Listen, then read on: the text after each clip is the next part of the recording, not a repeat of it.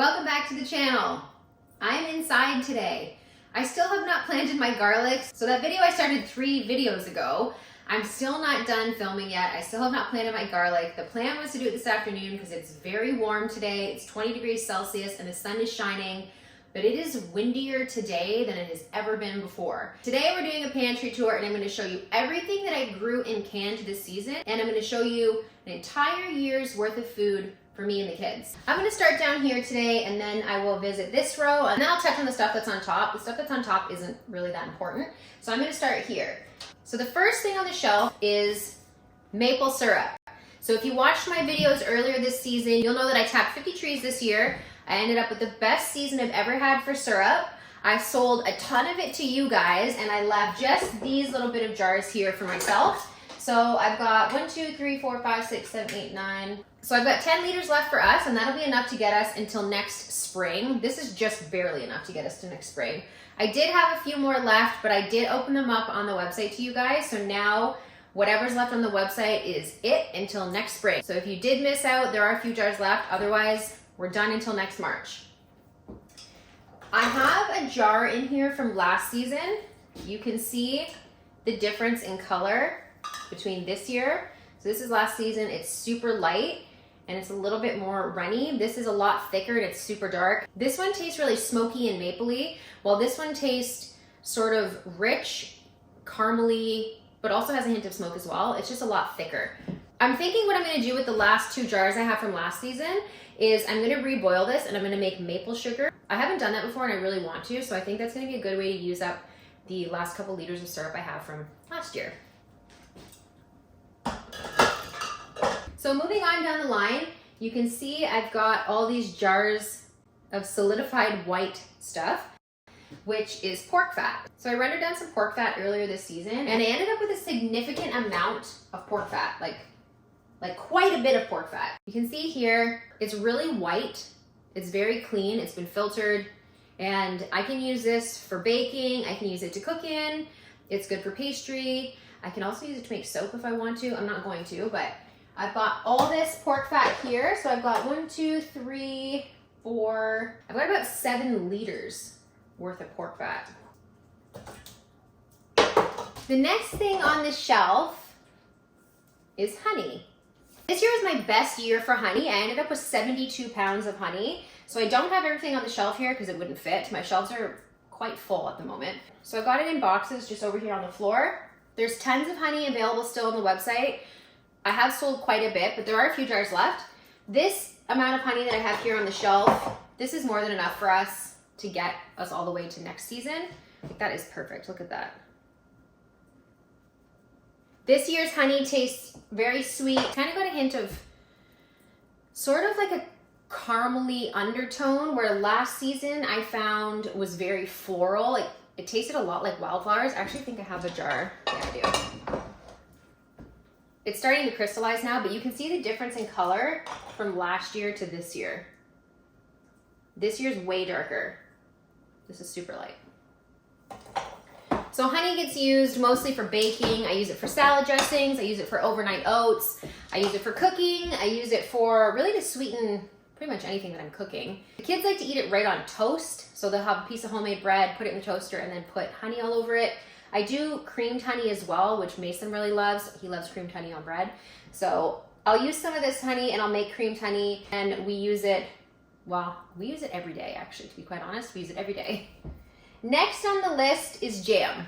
So this is raspberry jam and it looks perfect this season. It's nice and mixed and incorporated in. I had a bad batch, well, not a bad batch, but I had a batch, I think it was last year, where I didn't incorporate the fruit properly when I was stirring it. So I had a lot of floating fruit and I ended up with jelly on the bottom and fruit in the top. Actually, I've got 1 jar of it here. This is strawberry, but you can see the difference. Like, there's no space here where there's not seeds and fruit in it. This has separated, you can see. There's jelly down here and the fruit's floating on the top.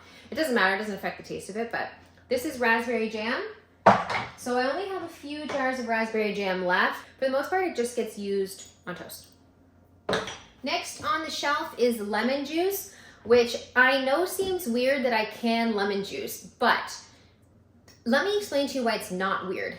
So I buy lemons when they are discounted, half price, or they're in the imperfect bin, or whatever variation of those words that you guys have where you are. Basically, it's a bin full of stuff that nobody wants anymore, but it's still good. So I will buy the lemons and I will juice them all and can the juice. And the reason I can the juice is because I don't have enough room in the fridge or the freezer to store everything that I make. All you have to do to process lemon juice is literally just juice it and then water bath it for 10 minutes. I think it's 10 minutes, maybe it's 15. That's it. And then it's shelf stable. And the other thing is, the only ingredient in this is lemon juice. This is pure lemon juice. If you read the bottle of the lemon juice that you buy in the store, some of them have multiple ingredients, which is very confusing to me because the only thing that should be in lemon juice is lemon juice. So it's super easy. All you have to do is just juice the lemon, water bath it, and put it on the shelf. And I don't just use the lemon juice out of the lemons, I also use the rinds and I make other stuff, but I'll touch on that when I get to the other side of the pantry. Next up here is some hot sauce. So I made this a couple years ago. I still have a couple jars left. This is insanely hot.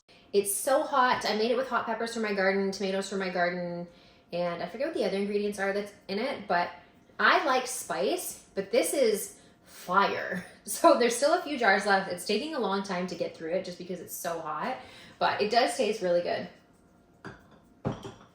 So this is the strawberry jam. I've got tons of strawberry jam here. We did a video earlier this season on picking the strawberries and making the jam. So these are some of the jars that I have left. You guys have purchased quite a few of them. So this is all I have left here, which I know looks like a lot, but it's actually really not. A couple of these jars are from last season. The one with the floating fruit, I think there's like 2 more of those. But the rest of them are all from this season. And this jam actually turned out really good this year. It was super fresh and the kids had a really fun time making it. So if you didn't get any, strawberry jam is on the website. So be sure to check it out so you don't miss out. Next up over here, I've got salsa verde. This will be available next season. I didn't do extra of it this season, so I only have a few jars of this for myself. But basically it's tomatillos or green tomatoes with cumin and some other things that I grew in the garden. And it's really good. We use it on fish tacos or regular tacos. It's also good on taco salad and stuff. Really just anything you would use salsa for. This is just a different consistency because it's blended, so you can see that it's not chunky. I really like this one. Next up over here is zucchini relish. I made the zucchini relish with stuff that I grew in the garden. So all the zucchinis from the garden. There's red peppers in there. There's onions. There's all kinds of stuff in here. This stuff is really good. And I like to use it on hamburgers, sausages, sandwiches even, really. It's really just good on, honestly, it's good on everything. I really like it. It's kind of like a sweet and a tangy taste. And I just find it to be really good in the summer. Well, it's really good anytime, but this is also available on the website. So there's tons of jars of this on there. I'm pretty sure it's on the website. If not, I will put it on there by the end of this video. Next up, we've got barbecue sauce. So I made this barbecue sauce earlier this year. I think I did a triple batch. So this should be enough to get us to ideally next summer. I'm not sure. This is not on the website, but it is something that I'm considering putting on the website. I've been making barbecue sauce for a few years now, and I've got it down to a taste that we really enjoy. I find sometimes if it's not done right, it kind of has like a, I don't know, kind of just tastes like tomatoes and ketchup, which is not for me. I don't really like ketchup. So this is more of like a smoky, traditional barbecue flavor. This obviously gets used on barbecued meats. We also use it on pizza quite a bit. So instead of putting spaghetti sauce, sometimes I will put barbecue sauce and do like a barbecue chicken pizza. The kids really like that. Mason likes to dip, well, he likes to dip a lot of stuff in barbecue sauce. Barbecue sauce is just one more of those things that's on my list of things I don't buy from the store anymore. And it's not something that I would ever stop making now. Now that I've made it, it's incredibly easy. And now that I've gotten a recipe that I actually enjoy and that everybody actually enjoys, I would never go back to buying barbecue sauce from the store again. Over here, I just got some jarred sweet potatoes. There's just a couple random jars of that. These are just things I buy when they're on sale. So like I mentioned before about the lemons, there's the 50% off bin or whatever the bin's called. And there's things in it that nobody wants for whatever reason, because there's usually 9 times out of 10, 9.5 times out of 10, nothing wrong with them. So I picked up all the sweet potatoes they had, I peeled them all, and then I just pressure canned them, and now they're here on this shelf and they're ready for whenever. So they're already cooked inside from being pressure canned. So this is something I would put in a pot with like some chicken stock or something and make, you know, a cream of sweet potato soup or something like that. Sometimes I dump these into curry or stew just for some extra bit of substance, but they're really just here as a backup just in case. Next up, I've got a couple jars of blueberry jam left. So the kids made this blueberry jam. I think I only have 2 jars left. Yeah. I've only got 2 jars left. It's a blueberry cinnamon jam, which I know might sound kind of weird, but this is incredibly good. And I don't even really like blueberries, but this jam is really good. So we did blueberry picking one year and we made jam with it, and now we've only got 2 jars left. Back here, I made a post on Instagram not too long ago about one of you guys had sent me some of your canned preserves. So this is Mountainside Peach. They had sent 2 jars, the other jar was pears, and then I got 1 of peaches, so I've just got the peaches here left. So that was super kind of you to send these to me. I feel like homemade gifts like this are better than any gift that you could ever get, because somebody took the time to grow these, to pick them, to process them, to can them, and then on top of that took the time to ship them to me. So what a kind gift. I know I've already pointed this out on Instagram before, but I just thought I would mention it on YouTube too. I really appreciate when you guys send me these kind of things. Like it's really appreciated. Thank you. Okay, next up we've got apple cider, and I've only got 2 jars left. So I started canning apple cider a few years ago because Mason loves apple cider. The other kids like hot chocolate, but he's more of an apple cider guy. So there was this powdered apple cider I saw one time, and I was like, that's kind of weird. So I got it for him to try and instantly regretted it, because you mix it with water. First of all, any apple cider that gets mixed with water, I don't know what I was thinking. This was years ago, but it's not apple cider, obviously, because it's powder. Anyhow, I mixed it up and I tasted it, and I was like, this is the worst thing ever. What an excuse for apple cider this is. I don't know. So from that moment on, I thought, why am I buying this? I can make this, because a jug of apple cider, I don't know what it costs where you guys live, but a jug of apple cider here that's like maybe a liter, it's like $6, which is ridiculous because apples are like 30 cents. So I bought a bunch of apples, I processed them all, I made apple cider, and then with the leftover bits of apples, I jarred up applesauce. So I got applesauce and apple cider for significantly less than I'd be paying to buy apple cider. So ever since then, I've just been jarring my own apple cider. And this property actually has a couple really big apple trees outside. So we get tons of apples, which makes making apple cider a whole lot easier. Over here, I've got chicken stock, but I've got a whole bunch down here too. So I'm gonna touch on that when I get down to this shelf. I'm gonna swing back around and I'm gonna touch on the stuff that's up here, because this is pretty much irrelevant, but I know people are gonna ask about it. So yes, I do make a lot of my own stuff, but if we're being realistic here, like I don't make everything, and I'm not about to pretend that I do.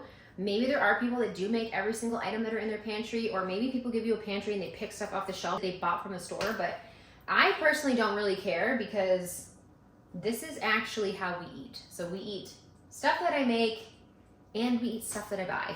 Back here, I've got bread. So I make sandwich bread every Sunday. So this is just what we have left for sandwich bread. And actually, if you watched our last video where my cousin and I went to the cabin, this is actually the last piece of bread that we made from the Dutch oven. So there's a little piece of Dutch oven bread left in here from when we went to the cabin.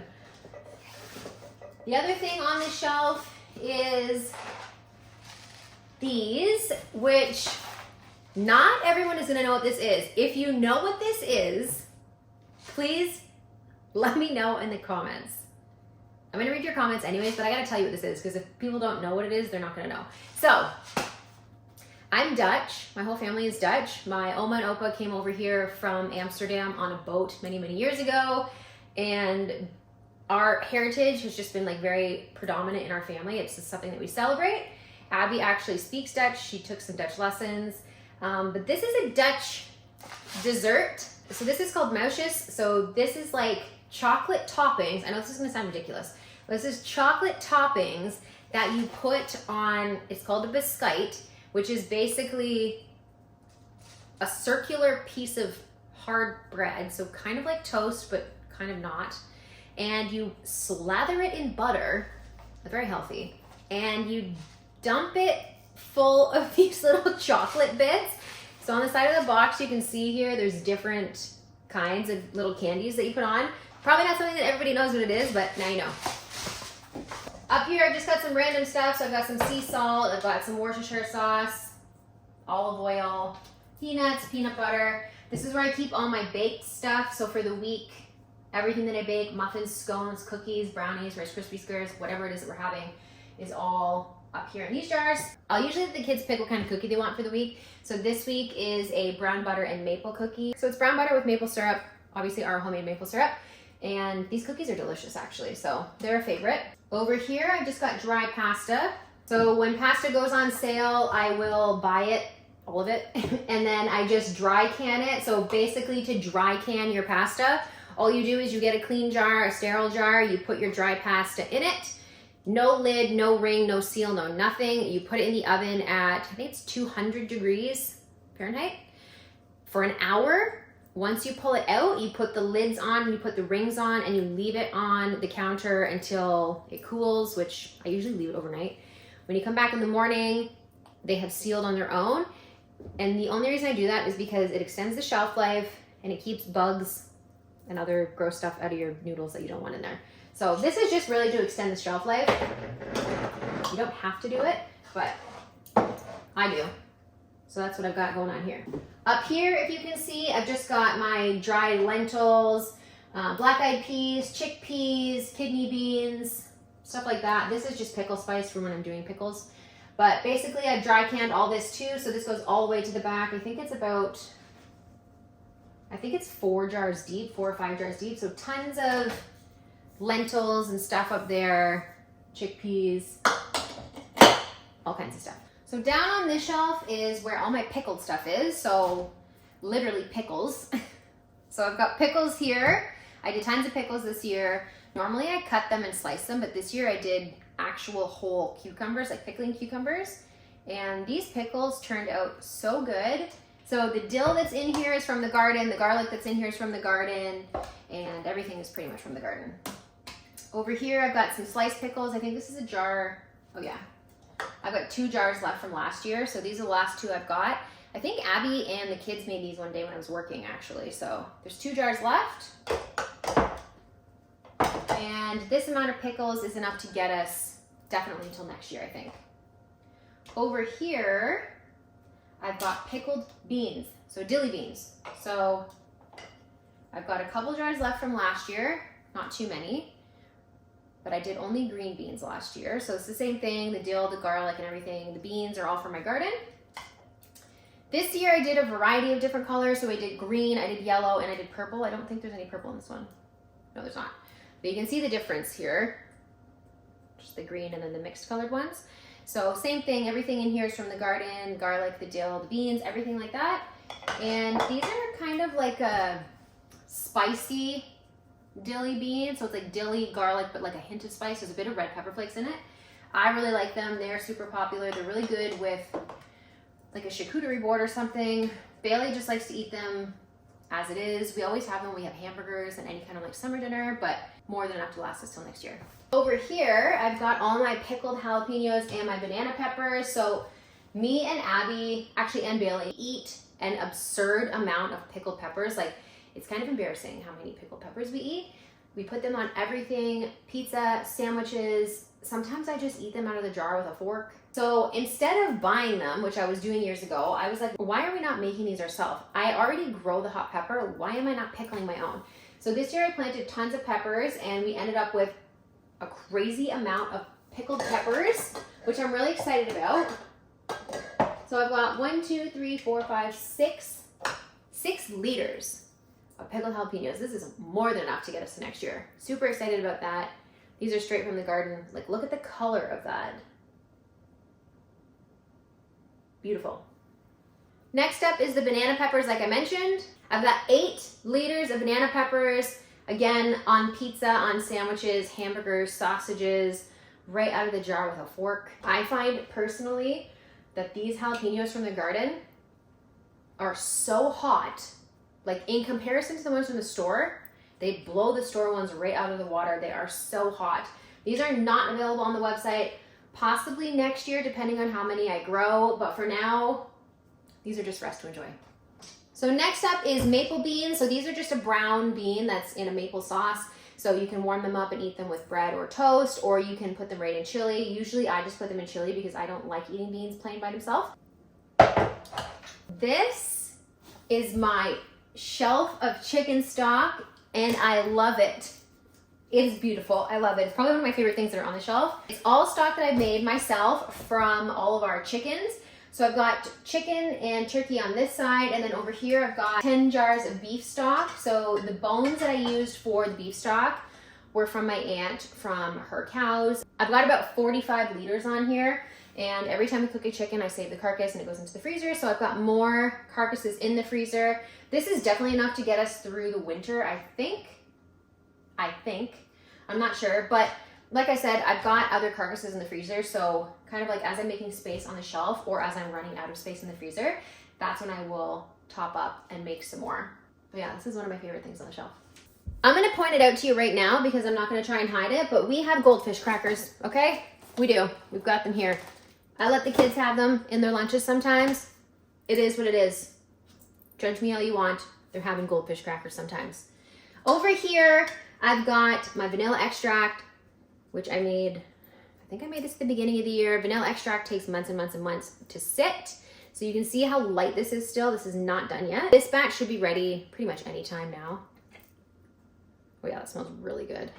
So if you buy vanilla extract from the store right now, I encourage you to stop immediately.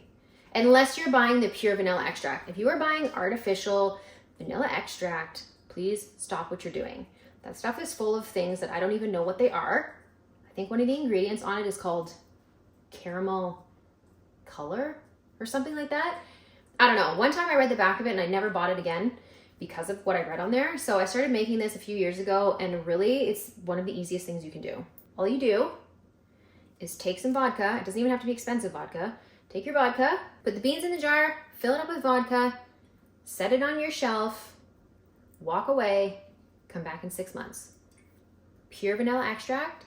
I did the math on it, and doing it this way is, I think, like 1/10 of the cost of buying pure vanilla extracts. Buying pure vanilla extract is super expensive. Making it is not. Beside the vanilla extract, I've got lemon extract.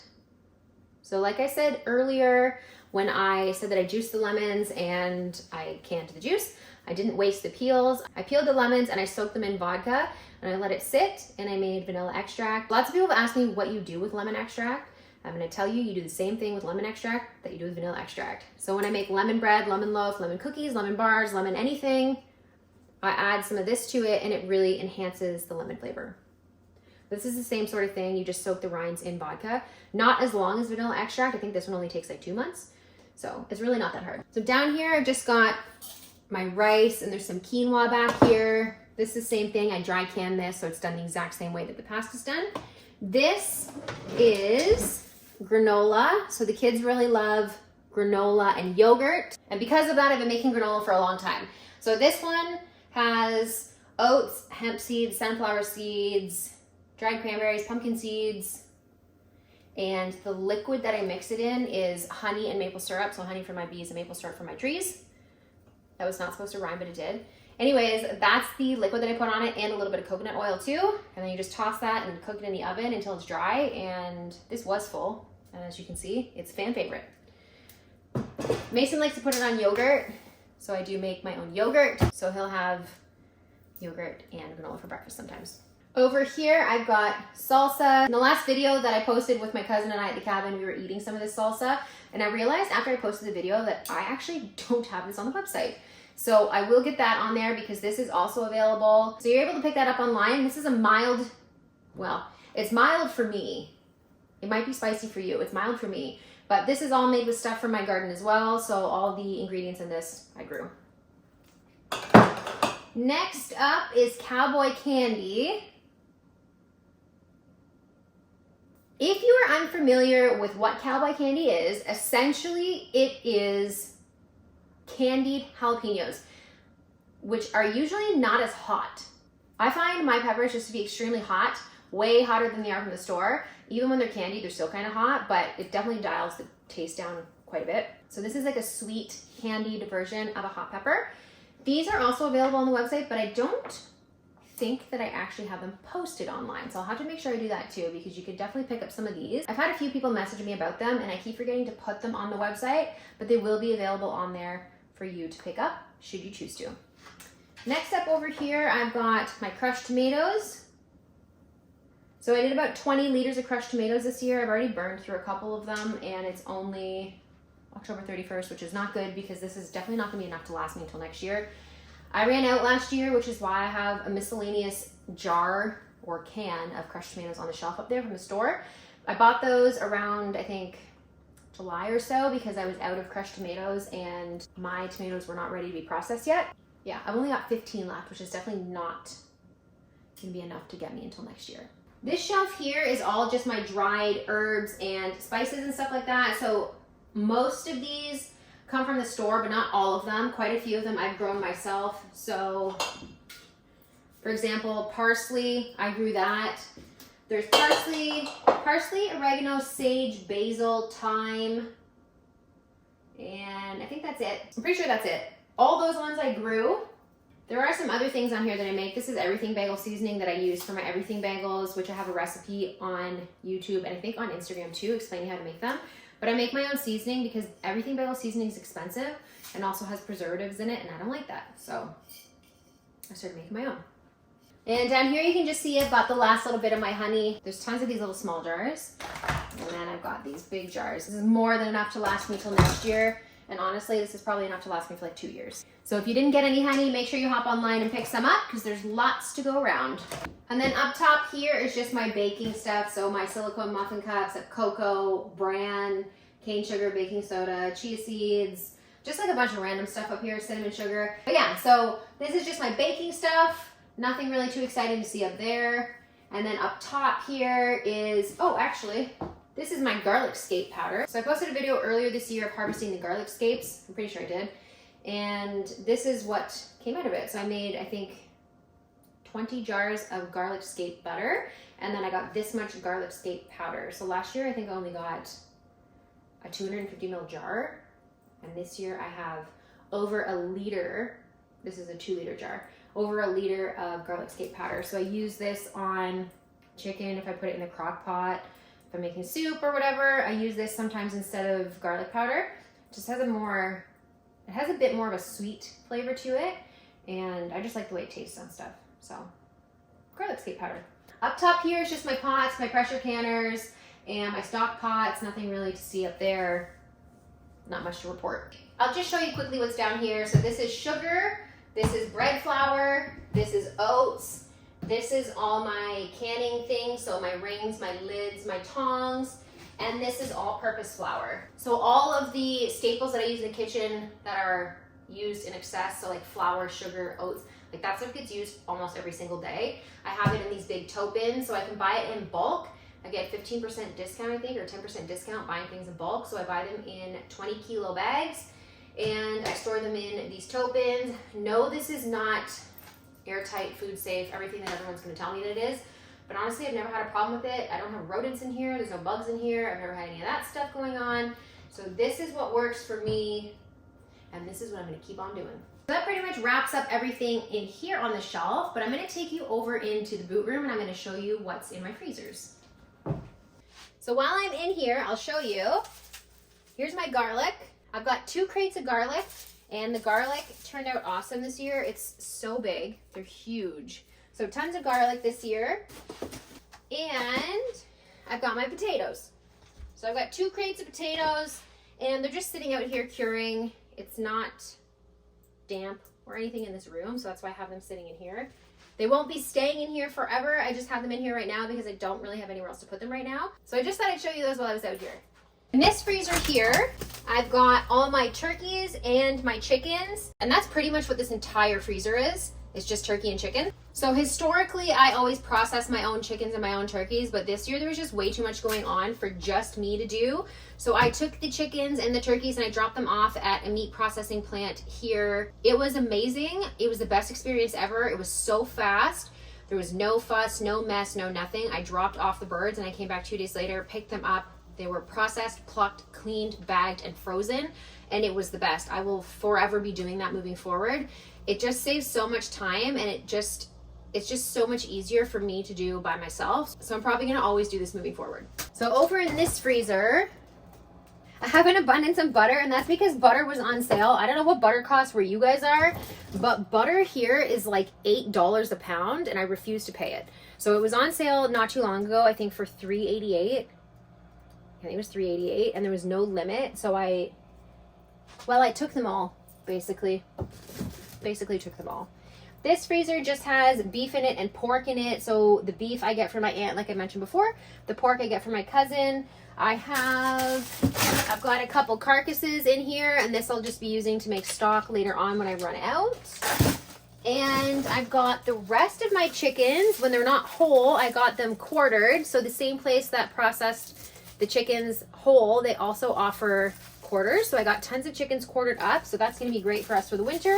And I have my venison in here. I only have a few of these left, which is, well, it's stressing me out a bit because once I'm done with these, I have no venison left. Thankfully, deer season is only a few days away. So I'm really hoping that I get another deer. I don't know where I'm going to put it because my freezers are full, but I'm still really hoping for a deer nonetheless. The other thing I have in here is, yeast. I buy yeast when it's on sale too. So there's tons of that in here. And, the garlic butter. The garlic scape butter I was talking about. So I did, I think 18 or 19 jars of garlic scape butter. And that's just garlic scapes from the garden. So that'll be enough to last us to next year. And that pretty much wraps up everything in the pantry and in the freezer. So that wraps up the pantry tour and the tour of the freezer. So now you know what I have in my pantry, and you know what stuff I buy from the store that's in my pantry. So this is probably the best pantry I've had to date. I have the most amount of jars in it. Each year my pantry keeps growing. Each year I keep adding new things to it. And each year, honestly, the garden keeps kind of getting better to a degree. I think you learn every year when it comes to gardening. Even when you think you figured something out, you really have not. Because I had my best year ever for hot peppers, but I had my worst year ever for lettuce. Lettuce is like one of the easiest things to grow. I had the worst year for lettuce. So you win some, you lose some. Some years are great for everything. Some years are great for nothing. You just never know. This year, as a whole, the garden did well, which is why my shelves are so full. So I'm thankful for that, and I'm really looking forward to see what the garden has to offer next season. I will touch on something that people keep asking and I keep forgetting to mention.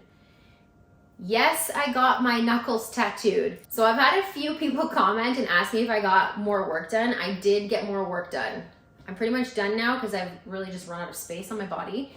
But I got my knuckles done in celebration of ending a chapter of my life and starting a new one. So what it says across my knuckles is freedom. And so yes, if you did notice that I got some more work done, you were right. I did get more work done, and it just says freedom across my knuckles. So there you go, now you know.